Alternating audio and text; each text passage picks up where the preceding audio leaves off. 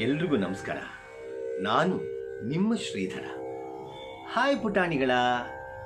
ಇವತ್ತು ಪುಣ್ಯಕೋಟಿ ಕಥೆಯ ಗೋವಿನ ಹಾಡಿನ 4ನೇ ಪದ್ಯವನ್ನ ಕಲಿಯೋಣವಾ? ಕರುಗಳನ್ನು ನೆನೆದು ಹಸುಗಳು ಕೊರಳ ಗಂಟೆಯ ಢಣಿರು ಢಣಿರೆನೆ ಪರಿದು ಲಂಘಿಸಿ ಚಿಮ್ಮಿನೆಗೆಯುತ್ತ ಮರಳಿ ಬಂದವು ದೊಡ್ಡಿಗೆ. ಕರುಗಳನ್ನು ನೆನೆದು ಹಸುಗಳು ಕೊರಳ ಗಂಟೆಯ ಢಣಿರು ಢಣಿರೆನೆ ಪರಿದು ಲಂಘಿಸಿ ಚಿಮ್ಮಿನೆಗೆಯುತ್ತ ಮರಳಿ ಬಂದವು ದೊಡ್ಡಿಗೆ.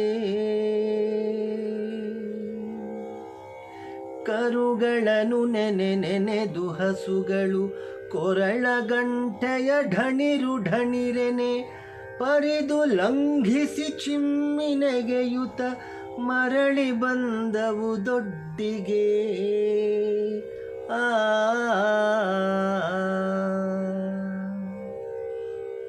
ಚೆನ್ನಾಗಿತ್ತಲ್ಲ? ಇದು ಗೋವಿನ ಹಾಡಿನ 4ನೇ ಪದ್ಯ. ಇದನ್ನು ನೀವು ಕಲಿಬೇಕು. ಮುಂದಿನ ಸಲ 5ನೇ ಪದ್ಯವನ್ನ ಹೇಳ್ಕೊಡೋದ್ರ ಮೂಲಕ ನಿಮ್ಮ ಜೊತೆ ಬರ್ತೀನಿ.